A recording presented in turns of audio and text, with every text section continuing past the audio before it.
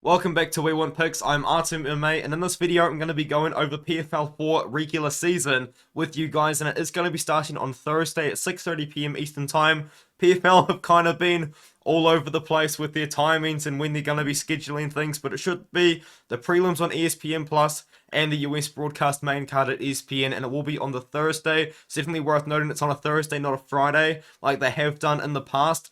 And overall, it should be a pretty good card. I'm not too sure if you guys have kept up with the news, but PFL seemingly has had like half of their roster taken out due to positive testing. Like they lost Rob Wilkinson, for example, due to him failing a drug test, which is just a fantastic look for the promotion. But it honestly feels like they've probably lost about half of the roster, because if you look, Christoph Jotko failed a test, Torres failed a test, both Thiago Santos and Fakrudin failed a test, Will Fleury failed a test, and then Wilkinson, as I said, failed a test as well. So there's a lot of short notice replacements on the card. There's kind of a little bit of filler as well, but for the most part, you still do have the big names that you do look forward to seeing on the card, and it should be a pretty good card, and I do look forward to going over it with you guys. But before we do get into it, as always, we do have the We Want Picks premium membership, and you can get a 3-day free trial completely free of charge if you sign up using my code ARTEM, which should be over there somewhere. And you get a 3-day free trial. You can cancel at any time. So if you do decide after 2 days, after 1 day, that maybe it's not for you, then you can cancel and you won't get charged anything. But what you do get access to for those 3 days and beyond, if you do continue to subscribe for the $10 per month, is all of these benefits here that are kind of listed just below my face. And with that being said, we can now get into the predictions. So the first fight on the Tapology card is Ty Flores versus Dan Spohn, but I do believe that the roster or the way that the fights are kind of listed will probably change as the week goes on, because this is a short notice replacement. I believe Dan Spohn is actually stepping in on short notice for Rob Wilkinson, so Ty Flores probably breathing a bit of a sigh of relief. But if you actually do look into the fight, I think that Dan Spohn, potentially even at this point in his career, probably is the better striker out of the two. And if I didn't watch his fight against Emiliano Sordi, I probably would have picked Dan Spohn. I know that sounds absolutely insane. We don't have odds for this fight, but I'm assuming Dan Spohn is going to be a pretty sizable underdog, and I probably would have taken that. I probably would have, I'm going to be honest. But when I watched this Emiliano Sordi fight, although he did manage to win the third round, Spohn was gassed out in the second rounds, man. They had a really intense fight. The whole fight was quite grueling, really. But after the first round, Spohn was tired.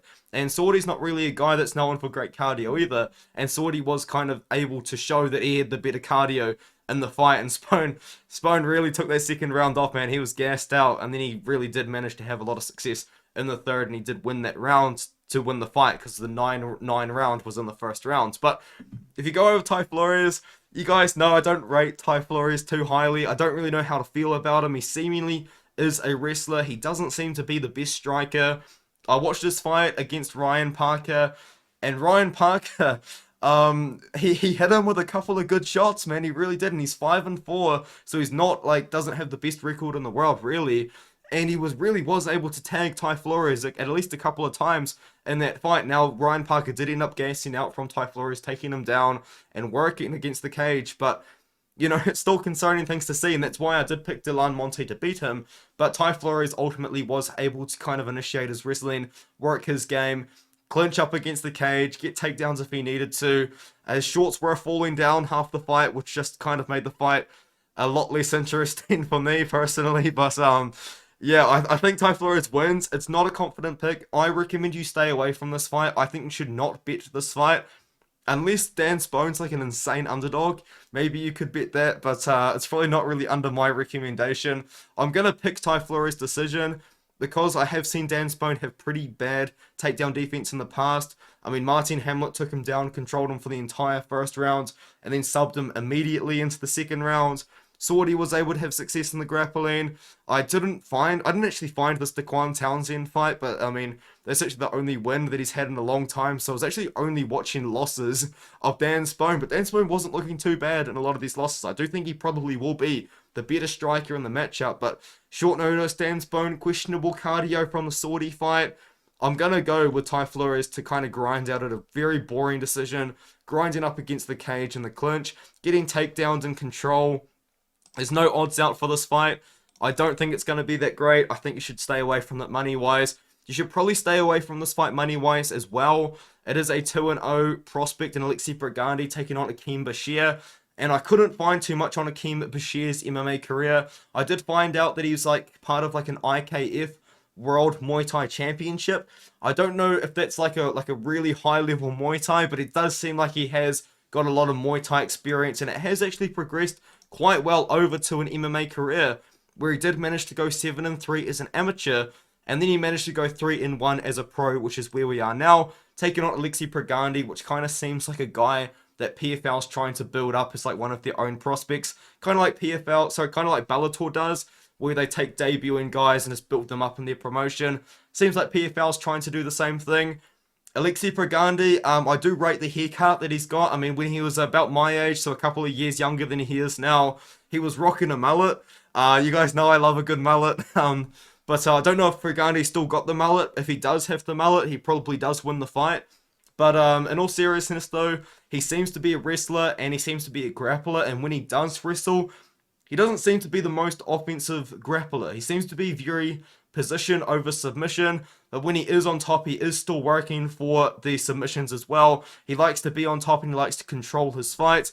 Both of his wins have come, I was going to say by decision, but he did manage to submit Joe Ham, but he was going for the arm triangle choke ASAP pretty much in the fight, but being safe on top, kind of just dominated with control.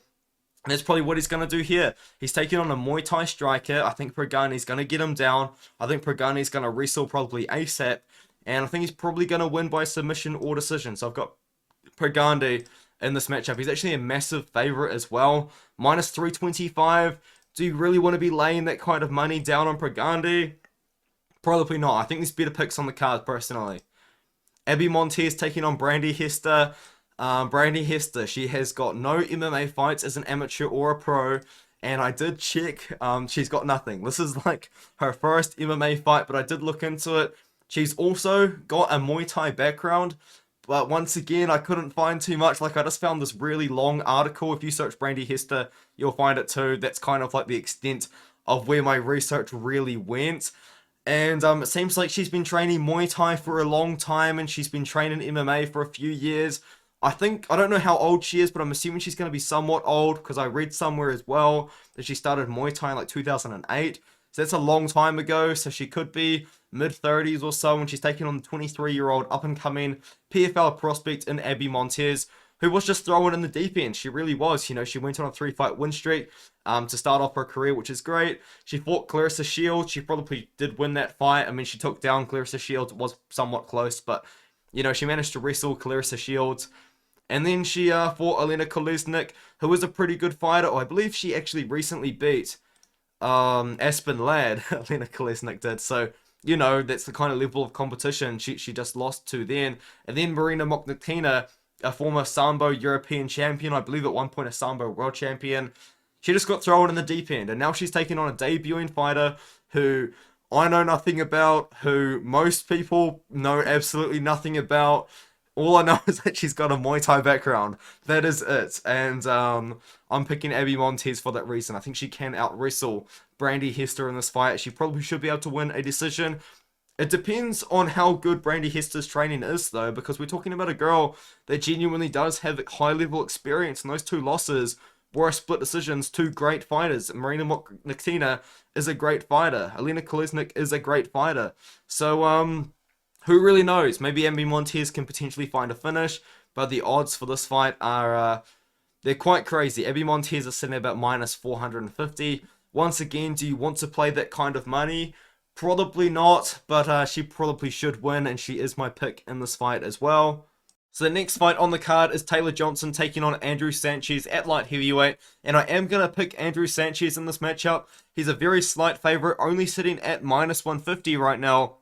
And Taylor Johnson is plus 120 as the underdog. Taylor Johnson had two PFL Challenger Series fights in 2022 and 2023 earlier this year. He put Trey Williams on skates and then took him down and finished him off pretty quickly after that. There probably were a lot of back of the head shots in there, but that's not my business, that's the referees. And he did beat Alexander Popek by mixing in a lot of strikes, but also getting takedowns. Now, my concern with Taylor Johnson is when he does go for takedowns, he kind of dives for those takedowns from very far away.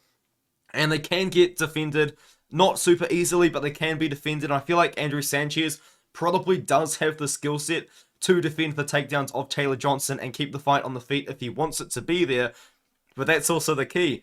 If Andrew Sanchez wants to get takedowns, he will get takedowns. Like when he took on Khalil Roundtree Jr., he took him down 6 times to win the Ultimate Fighter. He took down Anthony Smith 4 times. He took down Bruno Silva 7 times before getting KO'd in the 3rd round. He can get takedowns if he wants them. And I feel like taking down Taylor Johnson probably wouldn't be that bad of an idea, because Taylor Johnson's the guy that wants to be on top. And if you can take him down and end up on top, then that wouldn't be too bad of a plan. Now, I do think Sanchez probably should be the better striker in the matchup, but does he get caught or not kind of is a question that might play into your mind. You do see that he's got 7 losses. Unfortunately, 5 of those 7 losses are by knockout, and that is something to worry about. Sanchez has been KO'd probably too many times for my liking to kind of trust his ability to keep the fight on the feet. Now, Taylor Johnson, I wouldn't say he's the best striker in the world, but he is powerful. He did put Trey Williams on skates in his last fight a couple of months ago, so his confidence in his hands probably is at an all-time high right now. But I think Sanchez, if he really wants to, he can get the fight to the ground and he can keep the fight on the feet. He can dictate where the fight is, and I am just going to trust him in that fight. Now, he did manage to beat Gabriel in his last fight. Is that the best win in the world? Not necessarily, but Checo is a really good grappler, and it was kind of a bit of a sloppy fight, but Sanchez did manage to win. I'm going to pick Sanchez to win this fight. Probably does go the distance, kind of like the public is picking, and I think it does go the distance, like I just said, for the 3rd time in 10 seconds. Let's move on. Impa Kasanganay taking on Tim Caron. I do believe, once again, this is a short notice replacement, and Impa Kasanganay is taking on a former middleweight in Tim Caron, and he's a massive favourite, man. We're talking about minus 450. And yes, Impa Kasanganay used to fight at 170 pounds. I believe he fought at 170 in his UFC career, and then he moved up to 185 to take on a couple of fighters. And now that he's in the PFL, he's fighting at 205 because they don't have a middleweight division. So Impa Kasanganay is kind of all over the place when it comes to his weight. Now, Tim Caron, you probably don't remember him, but he was on Dana White's Contender Series a pretty long time ago, and he did get beaten up by Jordan Williams in that fight, where Jordan Williams was able to get on top, just control him the entire time, ended up getting TKO'd in the 3rd round. Now, he has fought some pretty good guys since then. He did take on Kyle Stewart, who's a great fighter. Darius Flowers is now in the UFC, but he's serving a USADA suspension, so potentially Flowers was on something in that fight. So who really knows for that fight, but he has gone on a pretty good win streak over pretty good fighters, and most recently over a 4-0 undefeated fighter in Fran Collins, where he managed to submit him. He probably does want the fight on the ground, but if you can get on top of Tim Caron, you can keep him there. He's not too good at getting back up off the ground if you're on top, if that makes any sense. But Impa Kasanganay probably does want to strike with Tim Caron. I feel like Kasanganay is a very adequate striker, but if he wants to, he can grapple as well. He's kind of a very well-rounded fighter like that, and he can dictate where he wants to fight. Is he undersized at 205 pounds? Yes, he is. I really would prefer to see Impa Kasanganay at 185 or even back at 170, but I think that his skills should outskill Tim Caron, and Impa Kasanganay got a very impressive win in his last one over Corey Hendricks, who is a very good fighter who has fought in the PFL before. And that was a good win. He KO'd this guy called Osama Asadi in the 1st round as well. And it's actually very interesting to know that Impa Kasanganay's last 2 KO wins were the first KO wins of his entire career. He's only ever KO'd 2 guys in his career, and that is Jared Gooden, which is a really good win, and Osama Asadi, which got him into the PFL in the first place, which is great. I'm going to go with Impa by decision here. Maybe I was going to say a KO is likely, but man, Tapology really thinks he finishes Caron. You do have to consider Kasanganay's last 2 KOs. They are a credit to his striking improving for sure, but they are the first 2 KOs of his career. He probably could find another one here. I mean, as a minus 450 favorite, you really would hope that he gets a finish. He probably does find a finish, and I can trust him in this fight. The next one is Marlon Moraes versus Gabriel Alves Braga. I haven't actually looked at the odds.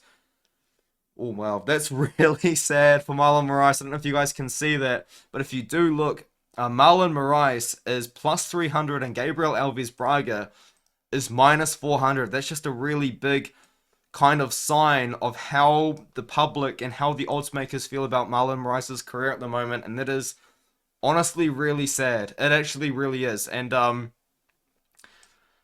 I was gonna say I'm gonna pick Gabriel Alves Braga, but I'm not actually that confident in it because Marlon Moraes, he definitely doesn't have it anymore. He absolutely doesn't. Someone does need to stop him. He's getting KO'd. You know, he got TKO'd by leg kicks in his last one, and it's just too much at this point, man. But the thing is about Marlon Moraes, in my opinion, Brendan Loughnane didn't look that good against Marlon Moraes in his last fight, and maybe that is a credit to Marlon Moraes maybe finding something in that fight. And the thing is, against Shaylin Moraes, before he get KO'd, he was doing good. But against Gabriel Alves Braga as well, I mean, I feel like maybe I'm on an island in this opinion here. Maybe I'm going to get blasted in the comments for this one. I thought he lost to Jesus Pinedo. I really do. I thought Jesus Pinedo won that fight. But, you know, before that, you know, he wasn't really beating the best guys. And he wasn't really KOing a lot of guys. I am going to pick him to win this fight. I think it's more competitive than minus 400, though. Like, I wouldn't just bet Gabriel Alves Braga at minus 400 just to fade Marlon Moraes. Honestly, I really would probably recommend against doing that. Because Marlon Moraes, he's still a top fighter, you know. He still fought Jose Aldo back in the day, you know. He still knocked out Aljamain Sterling. But, man, it's just gotten to the point now in his career that it's just sad. It's just sad. I just don't really know what to say. I really don't. Like, it's just Moraes is a skilled fighter, but he just doesn't have it anymore, man. And I mean, Tapology's picking him to lose by KO, but I don't know. Braga, you know, pretty aggressive Muay Thai style. I mean, his fight against Jesus Pinedo was pretty close, but Pinedo's a pretty good striker, very big fighter for the division as well.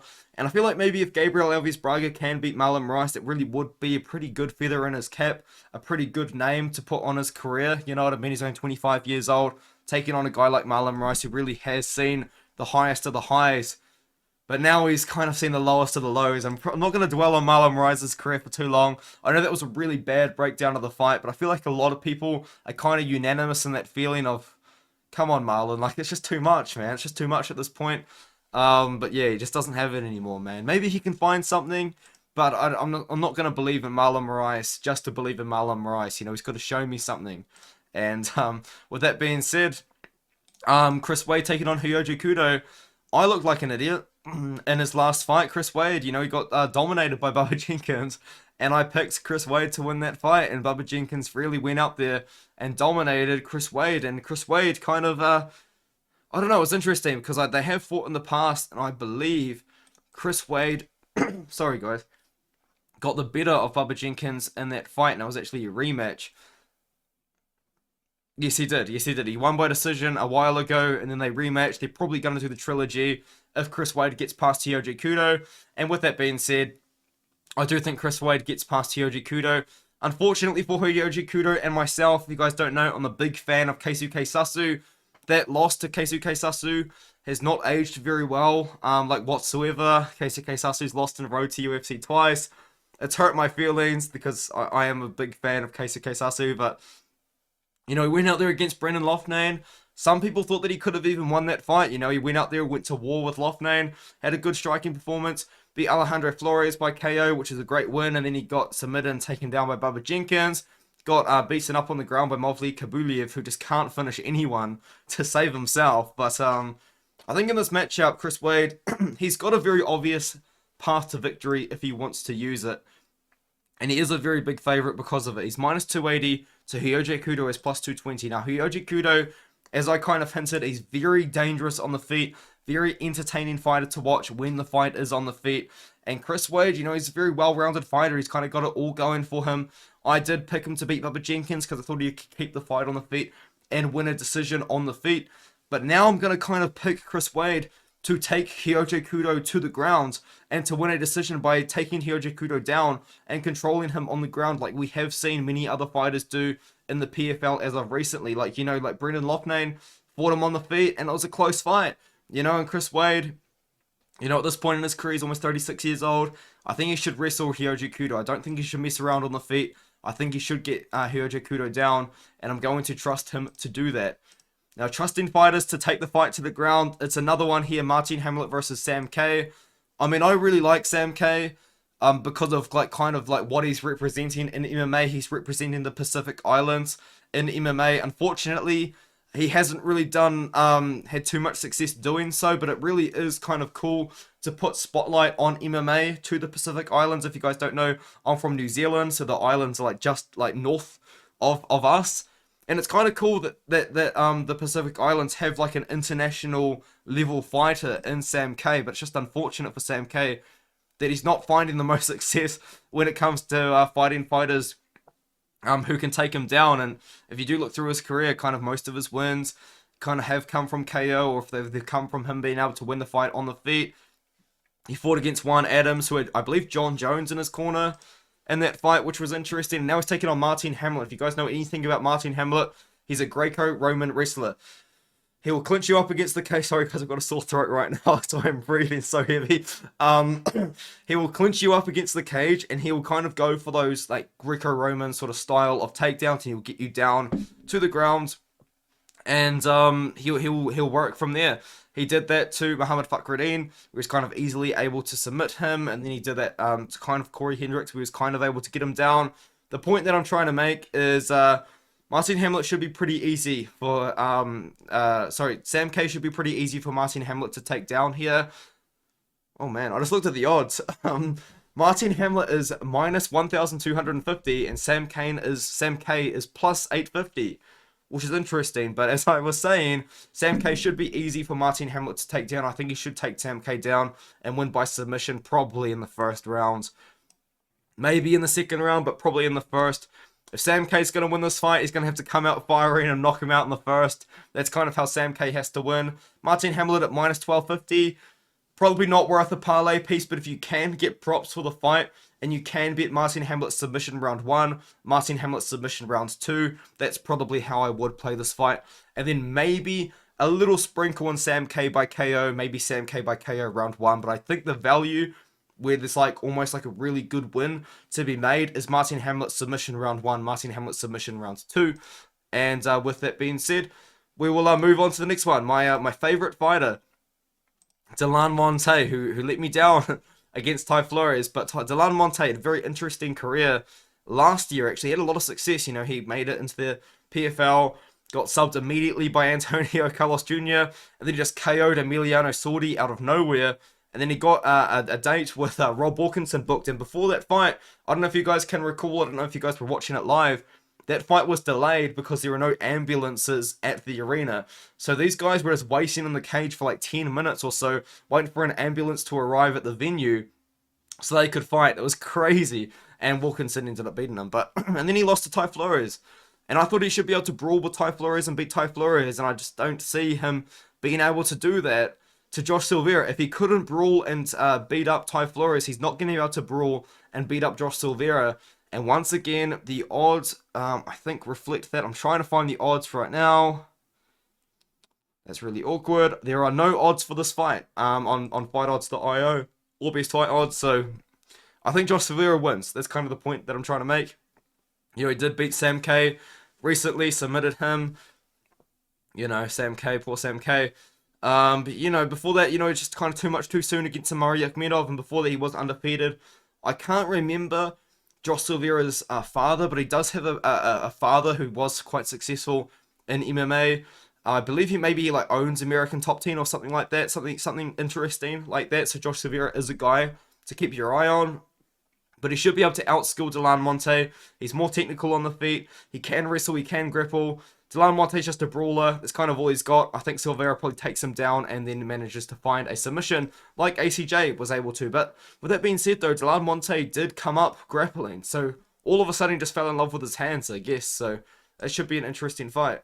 The next fight is going to be Bubba Jenkins taking on Sung Bin Jo. And if you don't know who Sung Bin Jo is, he's actually a very exciting fighter from South Korea. I had a lot of fun watching him beat up this guy called Kuki Nakagawa, who was a lot smaller than him, but Sung Bin Jo managed to beat him up and finish him. He did lose to Daniel Tamer in like a one-off UFC thing. I did look into that. Why did he only fight once in the UFC? And it was because Daniel Tamer, the UFC just didn't believe that Tamer was UFC level, and then because Sung Bin Jo lost, they just thought it was too early. They thought that they signed Sung Bin Jo too early on, and then they released him. He was meant to make his PFL debut against Jesus Pinedo, but that eventually didn't work out. I'm not too sure why. but now he's got a much tougher matchup. And in my opinion, probably like a nightmare stylistic matchup in Bubba Jenkins. If you guys don't know who Bubba Jenkins is by now, he just made me look like an idiot. He beat up Chris Wade. Probably the best performance of his career. The issues that Bubba Jenkins has had in the past seem to be gone. You know, like Bubba Jenkins in the past has had cardio issues. He didn't seem to have any cardio issues whatsoever against Chris Wade and just dominated him with the wrestling. And he probably does the same thing to Seungbin Jo. Seungbin Jo is a very dangerous and good striker, you know, very good knees in the clinch as well. I believe he knocked out Kuki Nakagawa with a knee to the head. I'm not 100% sure if my memory does serve me correctly, but all I do remember from that fight is Kuki Nakagawa was trying to get him down, and he was a lot smaller than Seungbin Jo. But Seungbin Jo, he has been taken down. He has been controlled in the past. You know, Tyler Diamond was able to get him down a couple of times, and I believe Bubba Jenkins is going to take him down probably a lot. And if he doesn't take him down a lot, it's because he's taken him down and controlled him the whole time. You know, he had a really good performance against Chris Wade in his last fight. His last loss was to Brendan Loughnane in the finals. He's probably going to look to try and make it to the finals again, and I think he does beat Seungbin Jo to get there. You know, he's minus 400 favorite. I like Bubba Jenkins in this fight. There's potential for a finish, because I think Bubba Jenkins is going to be so relentless with the wrestling. I think he's going to be so successful with that relentless wrestling, so potentially he could get something going there. But I am going to pick Bubba Jenkins at minus 400. He probably is safe for a parlay. You know, you could probably do him minus 400 with maybe Chris Wade, you know, former opponents, and Impa Kasanganay. They should be plus money. Should be pretty safe. We now move on to the co-main event. Movlid Khabuliev taking on Tyler Diamond. Movlid Khabuliev, he's 20-0, and he's a very dominant fighter, but my personal little issue with Movlid Khabuliev is this guy just cannot finish anyone, man. He does have finishes early on in his career, but he hasn't got a finish since 2020. That was against a 16-10 opponent, you know, and he did KO Damon Jackson in 10 seconds, which was amazing, but after that, you know, he had a really good opportunity to fight a very good stylistic matchup in Ryoji Kudo, who just wasn't as good at grappling as him, wasn't as good at wrestling as him at all, and he couldn't finish him, and I just don't think he's going to finish Tyler Diamond. Now, this is an interesting fight, because Tyler Diamond has stepped in on short notice, and he hasn't fought for 2 years. He did fight for the UFC once on the Ultimate Fighter. He fought for the Ultimate Fighter, and then fought Bryce Mitchell in like the finals. I think he stepped in on short notice. Because he lost in the house. I'm not 100% sure, but it's a good season. It was the season of the undefeated fighters. But anyway, I got a little bit sidetracked. And then he fought an undefeated guy, very sidetracked again. Tyler Diamond's a well-rounded fighter, but he hasn't fought for 2 years. He hasn't been active throughout his career after the Ultimate Fighter. I'm not too sure if he's dealt with injuries, if he's kind of just been focusing on things outside of fighting, which I can understand, but he just hasn't fought for 2 years. Movlid Khabuliev is 20-0. He's minus 750. He should be able to beat Tyler Diamond by decision. I just don't see him finishing Tyler Diamond. Although Tyler Diamond hasn't fought for 2 years, Khabuliev should be able to win this fight, but I just don't see him finding finishes, man. I think Khabuliev wins by decision. I think it will be dominant, like 30-27, dominating with the wrestling. Maybe a somewhat boring fight, but I just think Khabuliev does win. And now in the main event is Brendan Loughnane versus Jesus Pinedo. It's a fun fight. I think Loughnane probably is being a little bit overrated by the bookies. He's minus 500 in this fight. In my opinion, as I said, I thought Jesus Pinedo beat Gabriel Alves Braga. I do. I mean, I think I'm on an island maybe in that opinion, but hey, it is what it is.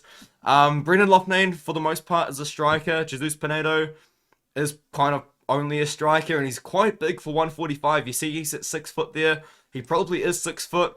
And I will say it again, I personally didn't think that Brendan Loughnane looked all that good against Marlon Moraes. I mean, surely I'm not the only one that thought that when I watched that fight, right? I mean, he did manage to beat Bubba Jenkins, which is a very impressive win. He did beat Chris Wade. Actually, I remember this. Actually, last year he had the weirdest run, because he beat Ryoji Kudo, and then he beat Igo Huskic, who took him on short notice, and he couldn't finish him. So, do I think Brendan Loughnane can finish Jesus Pinedo? No, I don't. Brendan Loughnane's a striker, but he doesn't seem to get the most finishes, and it was actually a big surprise when he was able to knock out Bubba Jenkins. But I do think that he probably can beat Jesus Pinedo by decision here. I mean, he's a massive favourite. You probably would expect him to win.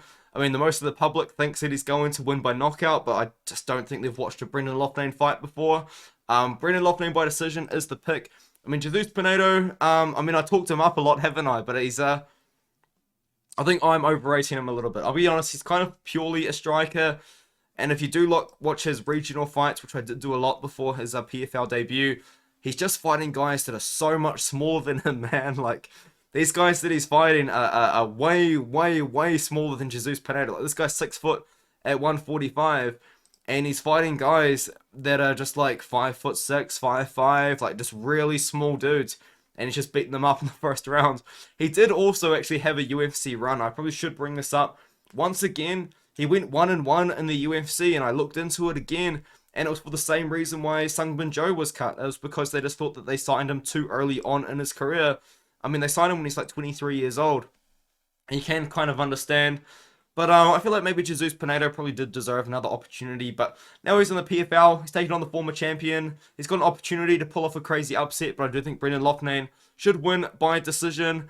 It's a very interesting fight, though. Loughnane is a great fighter. I think I might have been a little bit harsh to him. But yeah, I just personally didn't think that he looked that good against Marlon Moraes in that fight. So it'll be interesting to see how this one goes, but for the most part, Brendan Loughnane really should be able to find a win here. I would be very surprised if he got a knockout, personally, but I think that he should be able to win by decision. Let me know what you guys think in the comments below, and as always, I will see you guys in the next one.